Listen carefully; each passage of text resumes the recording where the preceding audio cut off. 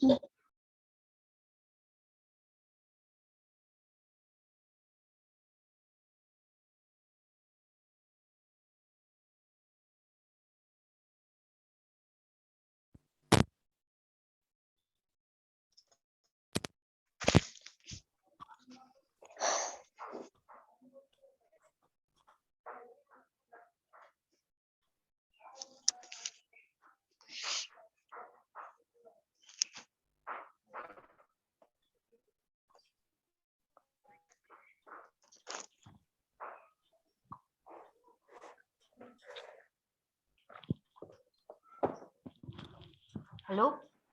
Hello? Hello? Am I audible? Yes, ma'am. Which point is going on in previous lecture? Can anyone tell me? Have you covered galvanizing? No. Okay. Anodizing झालंय ma'am. Anodizing is over, no? Only? Yes, ma'am. Then त्यानंतर मी screen दाखवली होती तुम्हाला, बरोबर आहे ना? ह्याच्यावरची नेटवर्कची मेटल कोटिंग म्हणा. Next heading metal coating. New heading is a metal coating. Metal coating.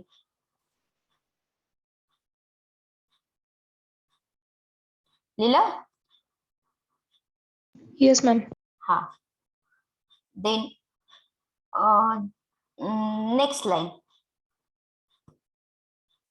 Next line cathodic coating.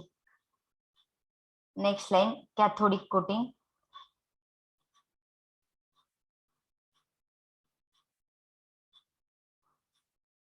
लिहिलं? हा. आणि second line anodic coating.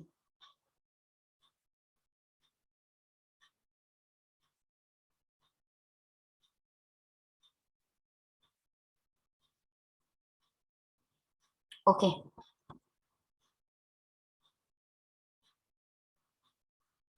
Hello. Yes, ma'am. एकच मिनिट. ओके. आता त्याच्यामध्ये ना एनोडचा थर द्यायचा. काल मी तीन मेटल तुम्हाला नोटबुक मध्ये लिहून घ्यायला सांगितले होते. 3 मेटल कोणते कोणते रे? Zinc, iron. हा. Iron, Zinc. Zinc Tin. आणि टिन. हा. आयर्नच्या वरचा मेंबर कुठला? Zinc. झिंक. मग ते कोटिंग कुठलं झालं? एनोडिक कोटिंग झालं. आता टिनिंग मध्ये आयर्न वरती कोट करायचंय. कुणाचा कोट करायचा? टिनचा. हे झालं cathodic coating. Are you getting? Hello. नाही कळालं मॅम. अजून एकदा. Yes, ma'am. Yes ma'am. हा. बघा आपण 2 मेथड शिकणार आहोत. एक म्हणजे टिनिंग आणि दुसरं म्हणजे गॅल्व्हनायझिंग. हे बघा इथं गॅल्व्हनायझिंग शिकणार आहोत. इथं आयर्न वरती झिंकचा थर दिला जातो. आणि नंतरचा पॉइंट आहे टिनिंग. हा आहे टिनिंग. तिथं आयर्न वरतीच टिनचा थर दिला जातो. म्हणजे दोन्ही ठिकाणी base metal is a same here. दोन्ही पण ठिकाणी दोन्ही ठिकाणी आयर्न हाच बेस मेटल आहे. कोटिंग मेटल बदललेला आहे. एकदा कोटिंग मेटल आहे त्याच्या एनोड. एकदा कोटिंग मेटल आहे एनोड. एकदा कोटिंग मेटल आहे cathode. Are you getting or not? Yes sir. सर्वांना कळालं का आता? बेस मेटल तोच आहे, फक्त कोटिंग मेटल बदलला. एकदा कोट घातलेला आहे झिंकचा, दुसऱ्या वेळेस कोट घातलेला आहे कशाचा? टिनचा. टिनचा. झिंकचा कोट घातला की गॅल्वनायझिंग म्हणायचं, टीनचा कोट घातला की टिनिंग असं म्हणायचं. ओके, इन दिस केस या ठिकाणी बघा आता मी तुम्हाला एनोडिक कोटिंग आणि कॅथोडिक कोटिंग असे 2 शब्द सांगितले बघा. लिहिलेत तुम्ही नोटबुक मध्ये? लिहिलेत की नाही? Yes, ma'am. हे बघा, मी सर्वांना रिक्वेस्ट करते, राजांनो, मार्क चांगले पडण्यासाठी तुम्हाला लक्ष द्यावं लागतं. मुलं काय करायची अगोदर, रेग्युलरच्या अभ्यासाला केमिस्ट्री पूर्ण कंप्लीट करून टाकायचे, म्हणजे नंतर परीक्षा जवळ आल्यानंतर हार्ड सब्जेक्टला लक्ष देता येते. जे सब्जेक्ट व्यवस्थित घेतले जातात त्याच्याकडे लक्ष द्यायचं असते. परत ऐन वेळेस प्रेशर येत नाही. एक्झाम म्हणजे काही जोक नाही. 80% सिलेबस होता त्यावेळेस मजा होती. आता सिलेबस पूर्ण आहे, रिस्पॉन्स देणं गरजेचं आहे. तुम्ही अनुभवलेला आहे, उत्तर सापडत नाही आणि कशी पण मार्क पडण्यात अजिबात अर्थ नसतोय. तुम्हाला कॉम्पिटिशन मध्ये उतरायचंय.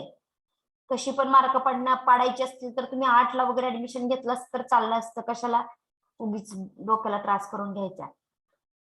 तुमचं करिअर तुमच्या हातात आहे. एवढे 2-3 वर्ष काय करणार आहोत ते.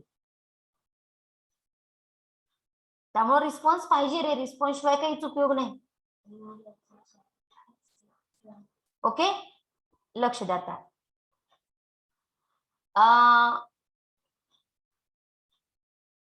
2 शब्द मी लिहून दिले आता लेक्चर चालू झाल्यानंतर. 2च फक्त लिहून दिले. कुठले रे? Cathodic. Anodic coating, cathodic coating. Cathodic coating, anodic coating. आता कॅथोडिक कोटिंगचं एक्झाम्पल गॅल्वनायझिंग असेल का टिनिंग असेल रे? टिनिंग. टिनिंग असणार. हा, टिनिंग असणार आहे. मग त्याच्या पुढे लिहा टिनिंग. टिनिंग. आणि एनोडिक कोटिंग कुठले एक्झाम्पल असणार आहे? गॅल्वनायझिंग. Very good. लिहा मग ते एक्झाम्पल गॅल्वनायझिंग.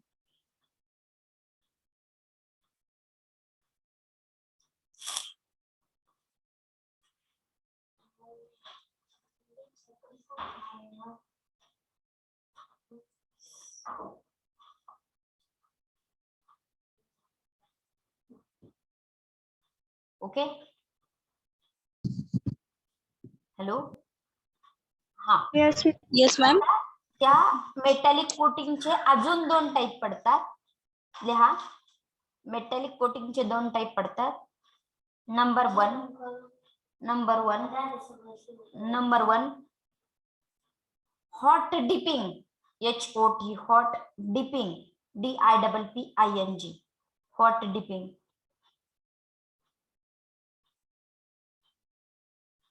लक्ष द्या. आता हॉट डिपिंग म्हणजे काय? लास्ट पेजला जावा नोटबुकच्या. जरा रफ वर्क करायचं आपल्याला.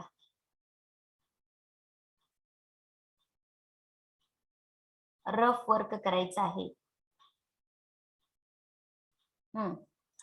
आयर्न म्हणा, त्याच्या पुढे लिहा 1530 degree Celsius melting point. 1530 degree Celsius melting point. दुसरा लिहा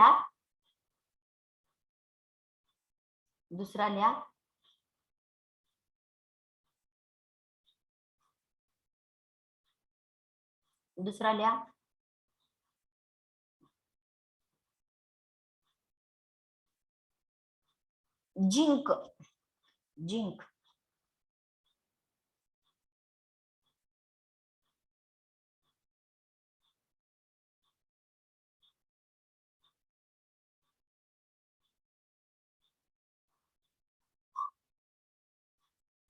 लिहिलं?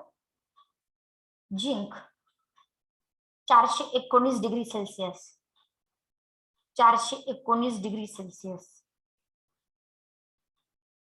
लिहिलं का? हो नाही काहीतरी सांगत जावा रे. Yes, ma'am. झालं. हा, त्याच्या खाली थोडंसं अंतर सोडून लिहा. आयर्न 1530 आणि टीन, SN, टीनचं सिम्बॉल SN असतं. टीन 232 डिग्री सेल्सिअस. लक्ष द्या. कुणाचा कुणावरती कोट आणता येईल? जास्त मेल्टिंग पॉइंट वाल्याचा कोट कमी मेल्टिंग पॉइंट वाल्यावरती का कमी मेल्टिंग पॉइंट वाल्याचा कोट जास्त मेल्टिंग पॉइंट वाल्यावरती? कमीचा जास्त जास्त हा, वरती. कमीचा जास्त वरती कोट आणता येईल.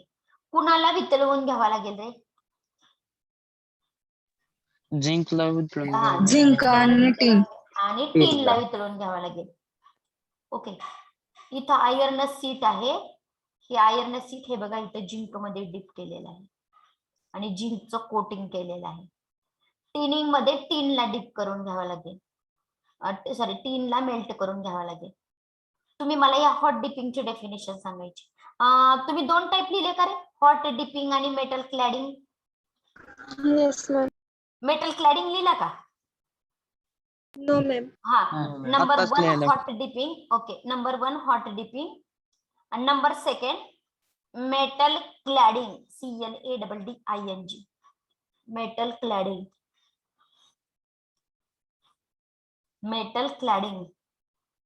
ओके, लिहिलं? Yes. हा, येस मॅम. आता त्याच्यातला हॉट डिपिंग आपल्या स्टडीला घ्या. हॉट डिपिंग आणि वाचायचं इथपर्यंत. ह्या मेल्टिंग पॉइंट वाल्या पर्यंत कोण आधी सांगते बघूयात. मला अर्थ समजावून सांगायचा याचा तुम्ही. बघूयात कोण अगोदर सांगते. हेडिंग लिहायचं आधी हॉट डिपिंग आणि तुम्हीच मला अर्थ समजावून सांगायचा. बघू कोण कोण सांगतोय.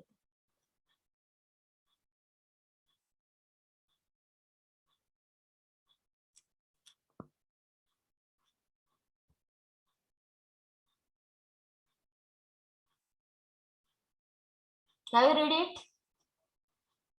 Yes, ma'am. Yes, ma'am. What is? Yes, ma'am. सांगा बरं बघू. कमी मेल्टिंग पॉइंट वाल्या मेटलचं हा, हाय मेल्टिंग पॉइंट वाला मेटल वरती लो मेल्टिंग पॉइंट वाला मेटलचा थर तयार करणं. हा, ओके. थर ऍड करणार. अजून कोणाला काय वेगळं काय सांगायचंय का? No ma'am. ओके, लिहून घेता मग सर्वांना कळाले का हे हॉट डिपिंग म्हणजे काय? कुणाला हॉट करायचं? कुणाला हॉट करायचं? कमी मेल्टिंग पॉइंट वाल्याला हॉट करायचं. Low melting point. ओके, लिहा मग इथपर्यंत. मेल्टिंग पॉइंट शब्दापर्यंत लिहा पटकन.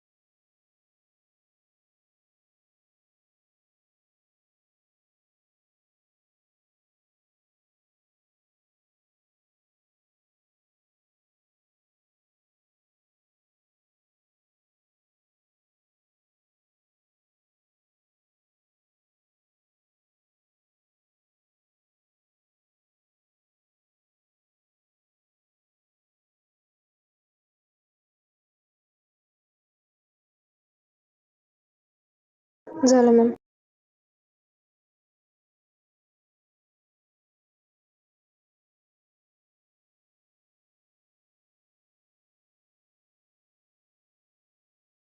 सर्वांचं झालं का? Yes, ma'am. चला नेक्स्ट पॉइंट. नीट ऐकायचा, लगेच समजते. गॅल्व्हनायझिंग म्हणजे काय रे? हे वाक्य वाचायचं. रस्टिंग म्हणजे करोजन. गॅल्व्हनायझिंग म्हणजे काय सांगायचं मला?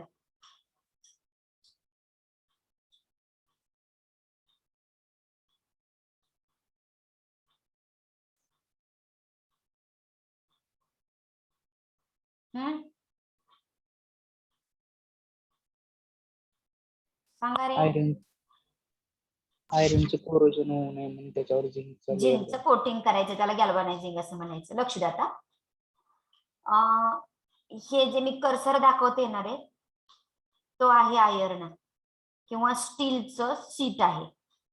आयर्न किंवा सीट स्टीलचं. फर्स्ट कशामध्ये डीप करायचं? डायल्यूट H2SO4 मध्ये डीप करायचं. कशासाठी?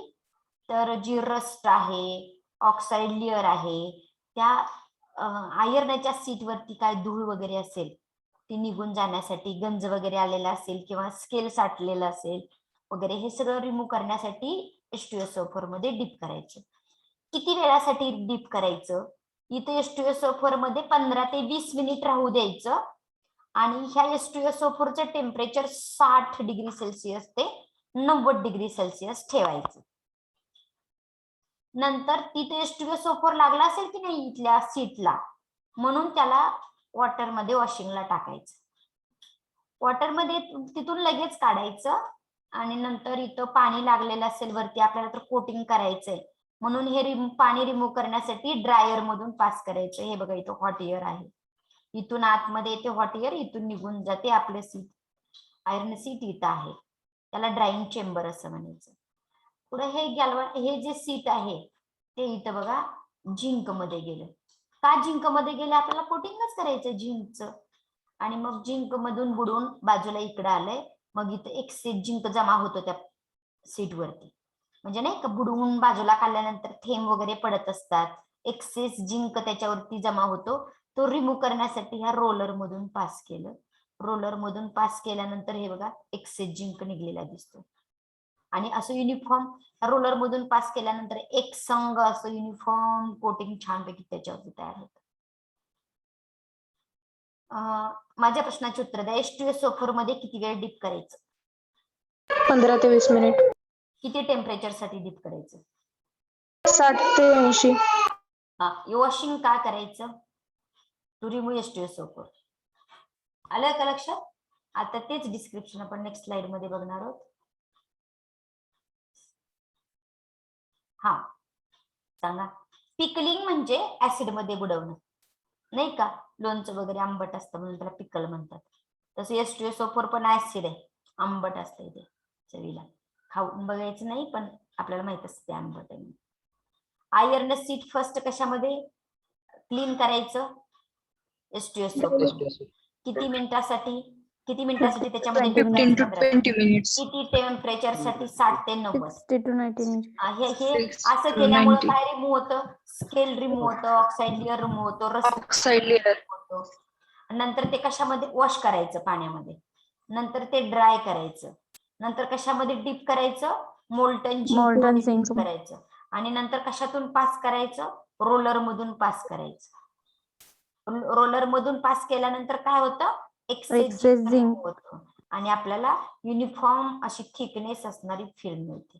त्याचा उपयोग कुठं होतो? रूपिंग सीट म्हणजे पत्रे बनवण्यासाठी. माहिती आहेत ना पत्रे सिल्वर कलरचे? वायर, तारा असतात बघा, माहिती आहेत का तारा? सर्वांना आपण तारा म्हणतो. Wire, Yes, ma'am. Wire, pipe लोखंडाचे बनवण्यासाठी, खिळे बनवण्यासाठी, बोल्ट बनवण्यासाठी, स्क्रू, बकेट, ट्यूब्स हे करण्यासाठी ह्या गॅल्व्हनायझिंगचा यूज केला जातो. Are you getting? Yes, ma'am. Then write, draw this figure. हे गॅल्व्हनायझिंग हेडिंग टाका, हे लिहा आणि this process is carried out म्हणा. ही डायग्राम काढून घ्या. पटपट.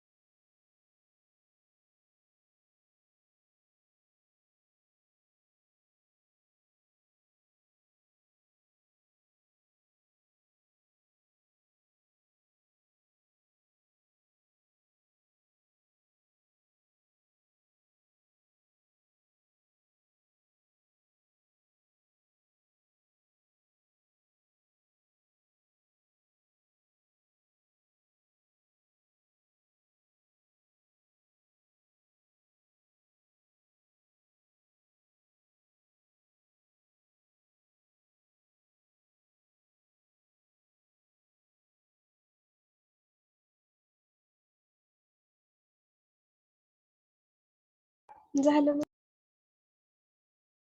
No ma'am.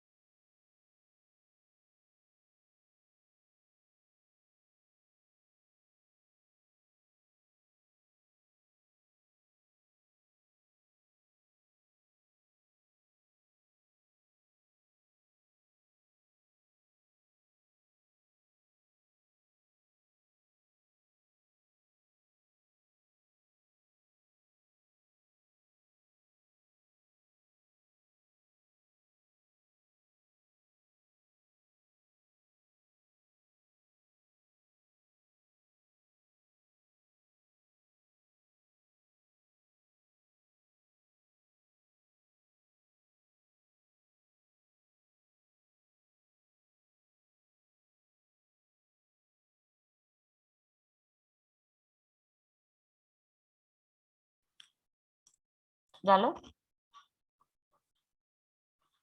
Yes, ma'am. Yes ma'am. सर्वांचं झालं ना? Yes ma'am. ओके.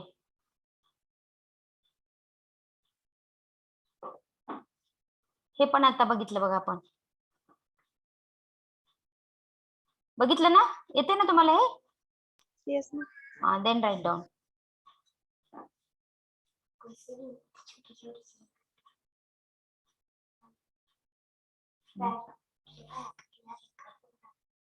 बघ.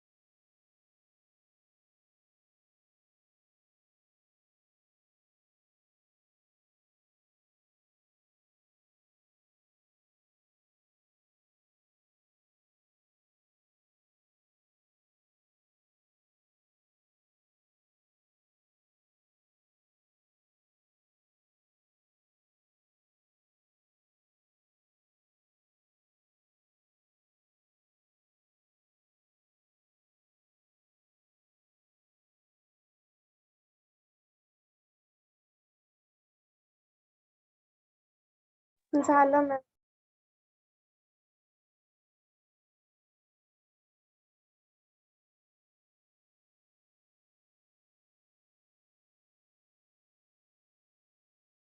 और येस मॅम. हा आणि युजेस झाल्यानंतर खाली डिसएडव्हान्टेज डिसएडव्हान्टेज डिसएडव्हान्टेज याच्या खाली एक लाईन द्या. Disadvantage right down. Galvanized galvanized galvanized galvanized container galvanized container are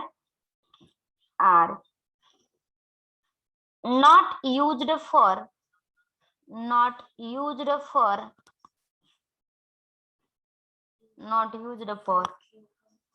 food storage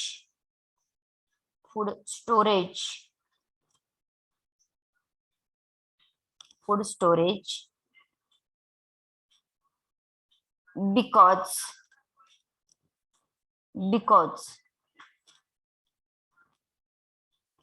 Used for not used for food storage, galvanized containers are not used for food storage because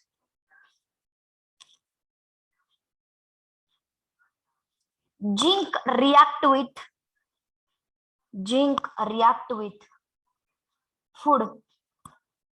food and produces poisonous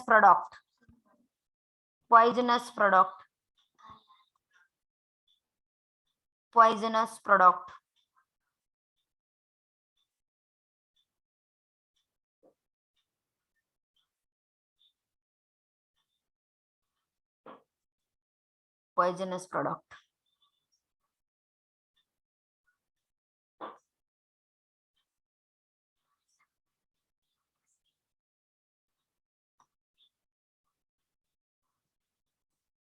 Okay, over? Is it over? Yes, ma'am. हाँ.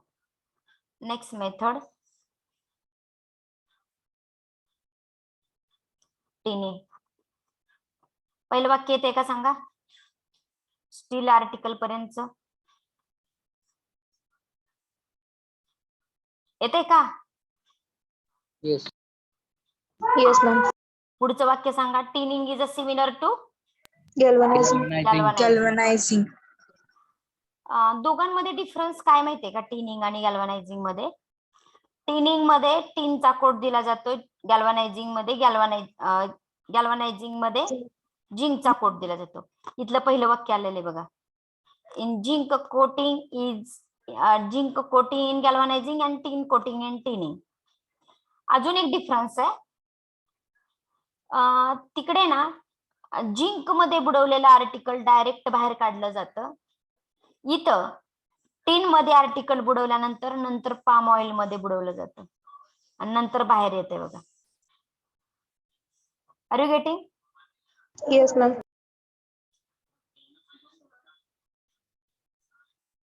बघा आता इथं zinc coating in galvanizing and tin coating in tinning. इथपर्यंत लिहायचं, हे लिहायचं, हे पण लिहायचं, फिगर काढायची आणि इथपर्यंत लिहायचं आणि थांबायचं. मी तिथून पुढे समजावून सांगणार नंतर तुम्हाला. ओके? हॅलो, मॅम रिपीट करा. ओके, लक्ष द्या. हे वाक्य कळालं? पहिलं वाक्य येते का? हे येते. आणि इथं ना टिनिंग आणि गॅल्व्हनायझिंग सेम आहे. इथले 3 फिगर आहेत ना, त्या फिगर नाही तिथं. कुठल्या फिगर? H2SO4 मध्ये टाकायचं, वॉटरने वॉश करायचं, ड्रायर करायचं. इथं पण त्या स्टेप वापरल्या जातात, पण इथं दाखवल्या जात नाही त्याच्या फिगर मध्ये. मी काय बोलले कळालं? गॅल्व्हनायझिंग आणि Yes, ma'am. टिनिंग मध्ये हे बघा, टिनिंग मध्ये पण ही स्टेप होते H2SO4 मध्ये डीप करायची, वॉटरने वॉश करायची, ड्राय करायची. ह्या 3 स्टेप होतात पण त्या फिगर मध्ये दाखवल्या जात नाहीत. Okay, Yes, ma'am. पुढे इथं हे स्टील आर्टिकल आहे, कशामध्ये डीप केलंय रे? Molten tin. Molten tin. Ten मध्ये डीप केलेले. तिथून बाहेर कुठं आलं? पाम ऑइल मध्ये. पाम ऑइल मधून रोलर मध्ये गेले एक्सेस जिंक काढायला. काहीच अवघड नाही त्याच्यात. मॅम palm oil का यूज केलाय? पाम ऑइल की नाही, ह्या टिनिंग जर आपण ऍक्च्युअल बघितलं ना, तर ऍक्च्युअल ते त्याचं कोटिंग आहे की नाही. आता आयर्न आणि टिन मध्ये टिनचं जर कोट दिला तर कुणाचं प्रोटेक्शन होणार आहे, कुणाचं करोजन होणार आहे? सांगा पटकन. आयर्नचं प्रोटेक्शन. Iron आयर्नचं protection. प्रोटेक्शन होणार आहे, टिनचं करोजन होणार आहे. का चुकलं? बरोबर आहे. बरोबर आहे मॅम. कुणाचं करोजन होणार? आयर्नचं करोजन होणार, टिनचं प्रोटेक्शन मॅम. होणार. हा, आयर्नचं प्रोटेक्शन होणार. प्रोटेक्शन होणार आणि ऍक्टिव्हिटी सिरीज मध्ये जावा ना रे, ऍक्टिव्हिटी सिरीज मध्ये जावा ना. कुणाची पोझिशन टॉपला आहे? आयर्नची का टिनची? काल तर शिकवलंय की परवाच्या लेक्चरला. आयर्नची. हा, कुणाचं करोजन होणार आहे? मी पाम ऑइल का वापरलं जातं त्याचं उत्तर सांगते तुम्हाला. ऍक्टिव्हिटी सिरीज नुसार मला उत्तर द्या, मी माझ्या याच्यानुसार तुम्हाला पॉइंट एक्सप्लेन करते. ऍक्टिव्हिटी सिरीज कडे गेला तर कोणाचं करोजन होतंय? Iron. आयर्नचं करोजन होतंय. प्रोटेक्शन कुणाचं होतं? टीन. टिनचं. ओके, एक क्रायटेरिया असतो टिन कोटिंग करताना, की टिनचा जो थर आहे ना, एकदम असा पॅक बसवावा लागतो. अगदी थोडं सुद्धा होल शिल्लक नाही राहायला पाहिजे तिथं. म्हणजे एकदम असं घट्ट असा जाड थर जमायला पाहिजे, त्यावेळेसच प्रोटेक्शन होतं. तिथं जर थोडं जरी पोरस तयार झालं, थोडं जरी होल शिल्लक राहिले, तर त्या होल मधून ऍटमॉस्फेरिक गॅसेस आतमध्ये जातात आणि करोजन होते. मग ते थोडं सुद्धा होल राहू नये म्हणून त्याला पाम ऑइल मध्ये डीप करावं लागत असतं. ते होल सील करण्यासाठी, ते होल बुजवण्यासाठी त्याला पाम ऑइल मध्ये डीप करावं लागतं. पहिल्या मेथड मध्ये कसं, झिंक हा एनोड म्हणूनच काम करणार होता. झालं करोजन तर झिंकच होणार होतं. आपण आपला आयर्न हा कॅथोड म्हणूनच काम करणार होता. तो तिथल्या वरचा प्रश्न बरोबर आहे. इथं कसं होतं, टिनचंच प्रोटेक्शन होतंय, त्यामुळं बसवताना पॅक बसवावा लागतो. जसं आपल्या हातामध्ये आपण काहीतरी पकडलेलं असेल आणि आपल्याला शेजाऱ्याला नाही दाखवायचं असेल, आपण आपला हात पॅक पकडतो, म्हणजे आपली मूठ घट्ट पकडतो आणि जे मटेरियल आहे ते आतमध्ये ठेवलेलं असते. थोडं जरी आपण शिल्लक राहिलं तरी आपण आपला हात ओपन होऊ शकतो. तसं ते आयर्न वरती खूप पॅक कोटिंग बसवावं लागतं. जर कोटिंग मध्ये जरा जरी प्रॉब्लेम आला तरी पण ऍटमॉस्फेरिक गॅसेस एंटर होतील आणि टिनचं प्रोटेक्शन होईल आणि आपल्या आयर्नचं करोजन होत बसेल. म्हणून पाम ऑइल मध्ये डीप करावं लागतं. Are you getting? Yes ma'am. तरी सुद्धा टिन का वापरलेला आहे? कारण टिन कडे करोजन रेजिस्टंट ही पॉवर खूप जास्त आहे, म्हणून टिन हा कोटिंगला वापरला जात असतो. वातावरणाचा अटॅक हा टिनवर होत नसतो. It is a more electropositive in nature. त्याच्या पाठीमागं फार मोठं बेसिक आहे. आपल्याला काही तेवढी शिकायची गरज नाही. फक्त ऍक्टिव्हिटी सिरीज नुसार टिनची पोझिशन ही बॉटमला आहे आयर्नच्या तुलनेमध्ये. पुढे करोजन प्रोग्रेस होऊ नये म्हणून, होल वगैरे शिल्लक राहू नये म्हणून पाम ऑइल मध्ये डीप करावं लागत असतं. लिहा मग. आता कळालं ना रे? Yes ma'am. लिहा मग.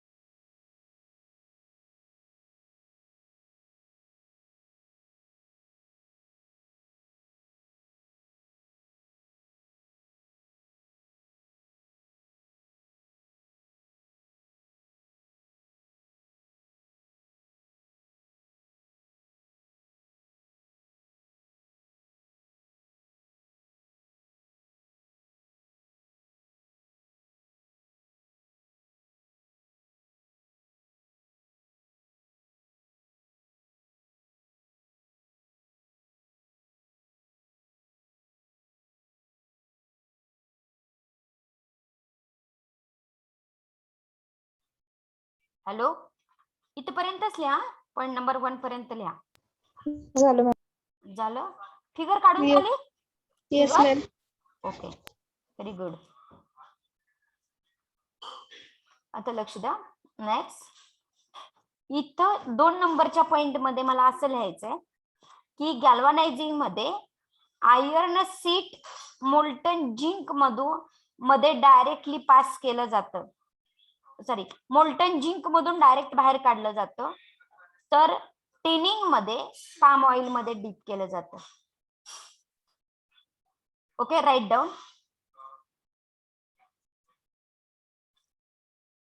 In galvanizing,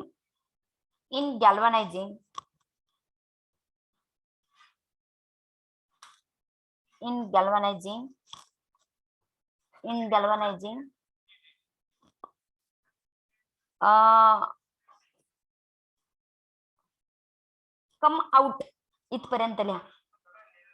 कम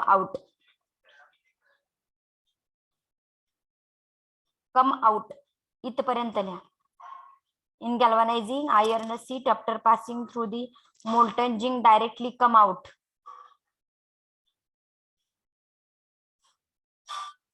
दिलं?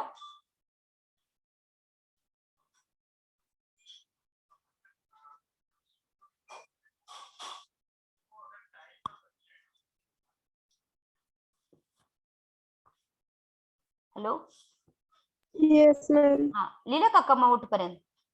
नाही मॅम. कर्सर आहे बघा, तिथपर्यंत लिहायचं. Yes ma'am. लिहिलं? येस आणि मॅम. देन अॅनिलिड काय गरज नाही आपल्याला लिहायची. फाईल पासून पुढे लिहायचं. फाईल पासून इथं कम आउट पर्यंत लिहायचं. ह्या फाईल पासून लिहायला चालू करा. आता हे 3 शब्द ड्रॉप करा. अँड देन अॅनिलिड काय गरज नाही. फाईल पासून लिहायला चालू करायचं. कम आउट पर्यंत लिहायचं. फाईल पासून कम आउट पर्यंत लिहायचं.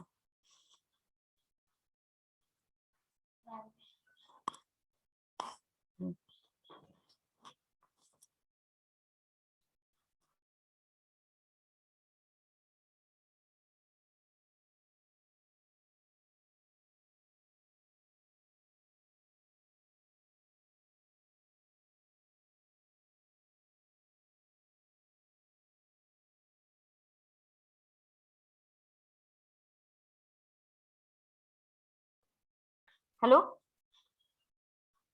Yes ma'am. झालं करायचं ना? झालं मॅम. Yes. हा, युजेस म्हणा.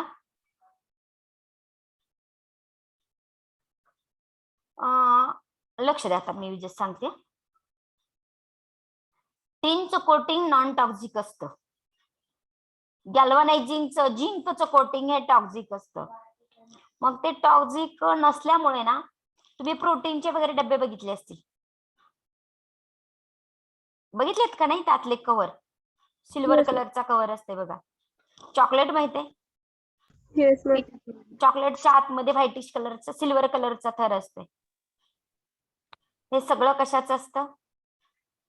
टिनचं असतं. आता तुम्ही चॉकलेटचं आपण इथं उदाहरण देऊ शकणार नाही, कारण चॉकलेट काय मेटल, चॉकलेटचं ते खालचं ते कागद काय मेटलचा बनलेला नसतोय. पण आतलं कोटिंग मात्र टिनचं दिलेलं असतं.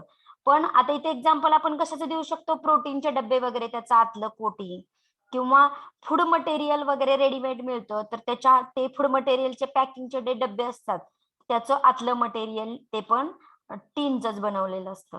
बघा, tin coating is non toxic. टिनचं कोटिंग नॉन टॉक्सिक असतं.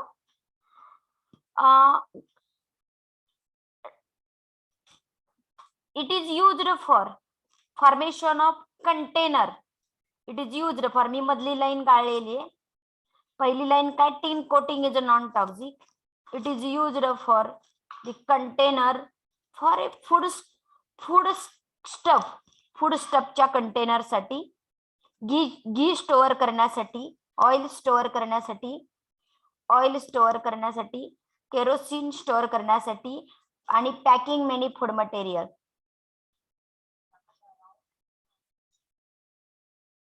R you getting? Hello, yes. Yes ma'am. हा, लिहा मग. फूड मटेरियलच्या पॅकिंगसाठी एमसीक्यू विचारणार, पण याच्यावरतीच विचारणार फक्त. Dash dash container is not used for food storage, dash dash container is used for food storage. आणि लिहा uses. Tin coating is non toxic, tin coating is non toxic. Next line ला लिहा tinned container, tinned container are used for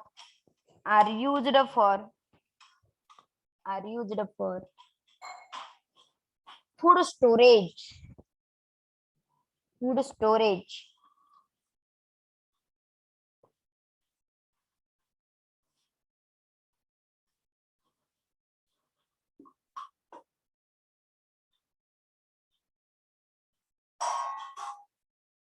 Okay.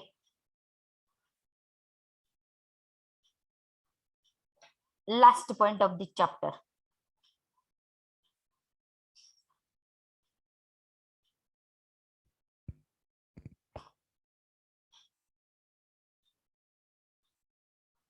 Okay, wait for only 1 minute.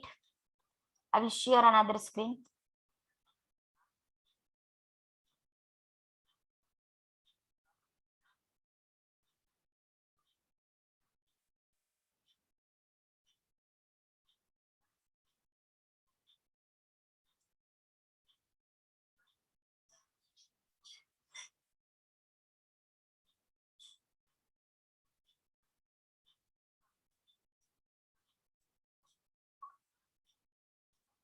Hello. Yes, ma'am. एकच minute. Wait for 1 minute.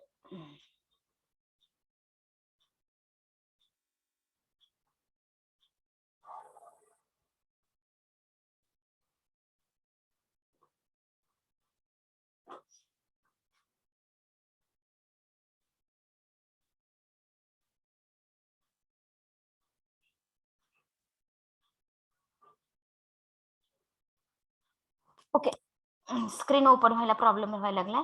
लक्ष द्या आता. Metal cladding. Do you know about lamination? Lamination माहिती आहे का?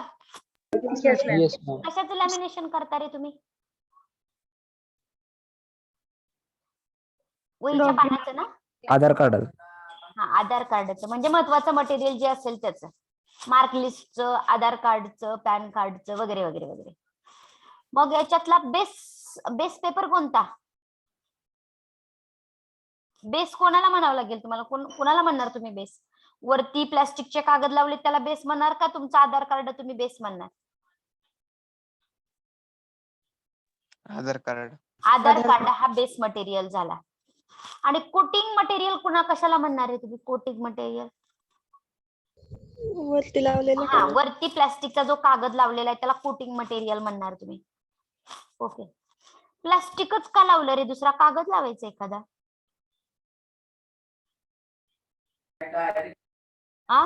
कारण त्याच्याकडे रेजिस्टन्स पॉवर जास्त आहे. बरोबर आहे ना? प्लास्टिक कडे पाऊस जरी पडला, पाण्यात जरी भिजलं, काही झालं तरी काहीच होत नाही. वातावरणातल्या गॅसचा पण त्याच्यावरती अटॅक होत नाही, ते सेफ राहतं म्हणून तुम्ही वापरता. ओके, असं होतं का की एका साईडला जाड थर आलेला असतो, एका साईडला पातळ थर आलेला असतो? असं होतं का रे कोटिंग मध्ये? नाही. म्हणजे त्याला कुठला शब्द असतो सगळीकडे सारखंच? याला कुठला शब्द असतो? होमोजिनियस. कशाचा होमोजिनियस लेयर द्यायचा? Coating metal. आणि एकदा तर पॅक लॅमिनेशन केलं तर ते सहजासहजी निघतं का? नाही निघत. परमनंटली ते पॅक झालेलं असतं. कशावरती पॅक झालेलं असतं? बेस मटेरियल वरती पॅक झालेलं असतं. तुम्ही ठरवलं की एका साईडला लॅमिनेशन करायचं तर एका साईडला पण करता येतं, दोन्ही साईडला करायचं ठरवलं तर दोन्ही साईडला पण करता येतं. तसं इथं मेटल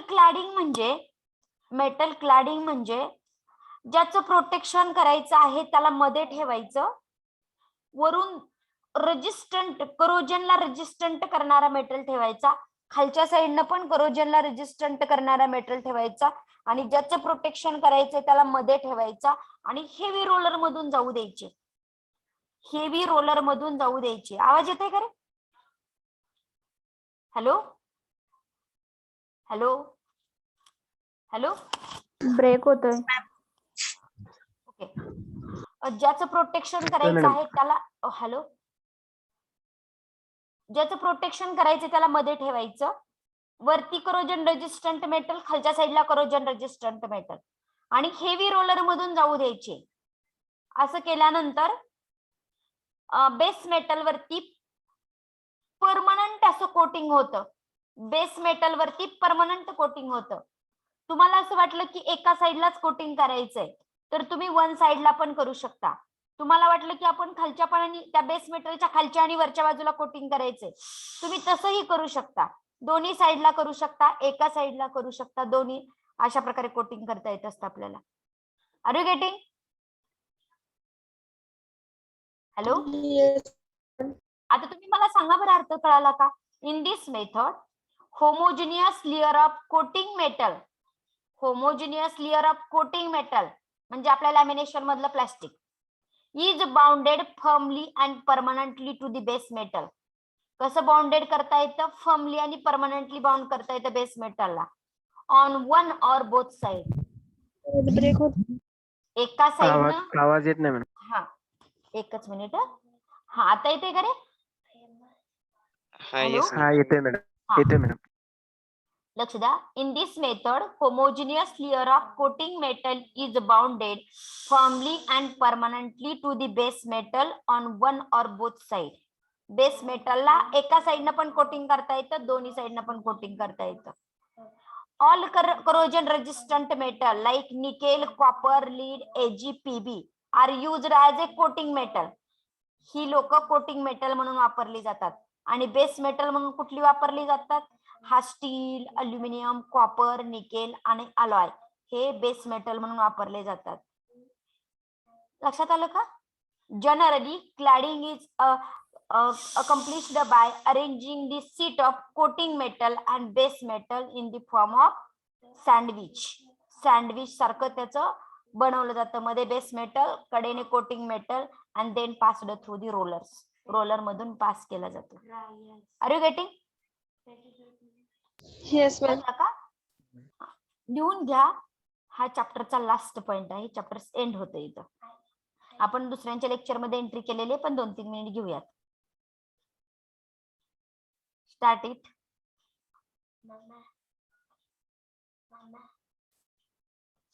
हॅलो Screen दिसत नाही ma'am. दिसत नाही का? एकच ब्लॅक मिनिट. झाले मॅडम.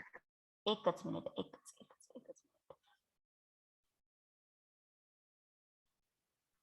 आता दिसते का रे? Yes, ma'am. आणल्या आपण पटपटल्या. पटपटल्या.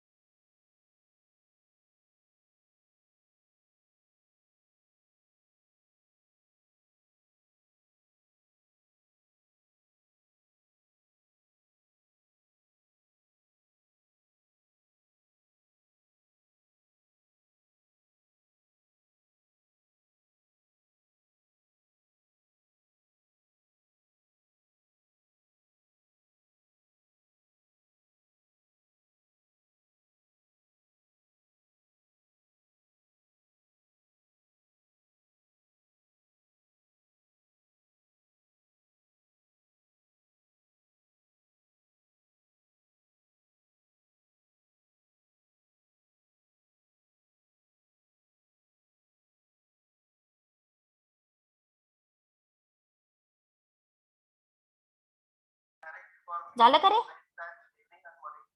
Hello yes ma'am. Yes, ma'am. Okay, we stop here.